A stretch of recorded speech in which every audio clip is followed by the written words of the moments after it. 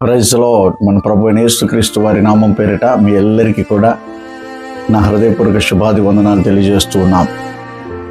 ఈ రోజుల్లో యవ్వన కాలంలో ఉన్నటువంటి బిడ్డలు లోకానికి ఎక్కువ ఆకర్షించబడతా ఉన్నారు. లోకంలో ఉన్నటువంటి వాటిని ఎక్కువ ప్రేమిస్తూ ఉన్నారు. అయితే లేఖనం సెలవిస్తూ ఉంది, ఈ లోకాన్ని ప్రేమించేటువంటి వాడిలో తండ్రి ప్రేమ ఉండదు అని. ఈ లోకంలో ఉన్నటువంటి రంగులకి ఆకర్షితులుగా మార్చబడి రకరకాలైనటువంటి పరిస్థితుల్లో మోసపరచబడుతూ ఉన్నారు. యవ్వన కాలంలో టీనేజ్ వచ్చిన తర్వాత కొంతమంది ఆడపిల్లలను నమ్మి మోసపోతూ ఉన్నారు. కొంతమంది యవ్వనస్తుల్ని నమ్మి మోసపోతూ ఉన్నారు.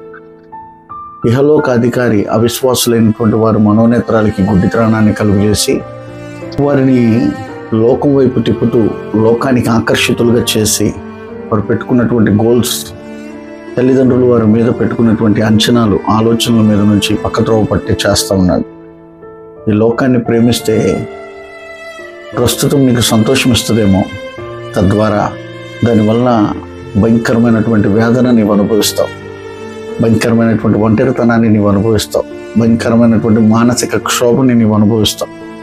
ఇలా ఎంతోమంది యవ్వన బిడ్డలు వారి జీవితాల్లో వారి జీవితాల్లో అనుభవిస్తున్నటువంటి ఈ ఒంటరితనం అనేటువంటి బాధ. ఈ మధ్య చాలామంది యవ్వన బిడ్డలు తరచుగా ఈ మోటివేషనల్ వీడియోస్ చేస్తున్న దగ్గర నుంచి చాలామంది, అన్న మా కొరకు ప్రార్థన చేయండి, దేనికి, ఎందుకు ప్రార్థన చేయాలి, మీ అవసరత ఏంటి అని అడిగితే వారు చెప్పేది ఏంటంటే, మేము ఫెయిల్ అయిపోయాం. ఎందులో ఫెయిల్ అయిపోయావు? జాబ్లో ఫెయిల్ అయ్యావా? చదువులో ఫెయిల్ అయిపోయావా?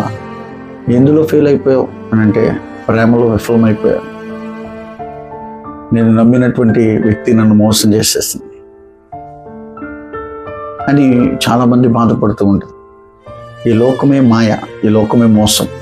అయితే ఒక వ్యక్తిని నేను పరిచయం చేస్తాను. ఆయన పేరు నజరేయుడైన యేసు.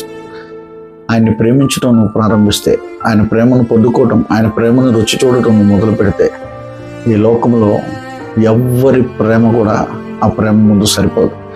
నీకోసం తన ప్రాణాన్ని ఇష్టంగా దారపోసినటువంటి ప్రేమ యేసయ్య ప్రేమ. ఆ ప్రేమ శాశ్వతమైనది.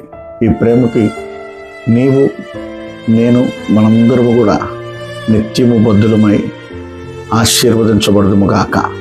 May God bless you. Praise the Lord.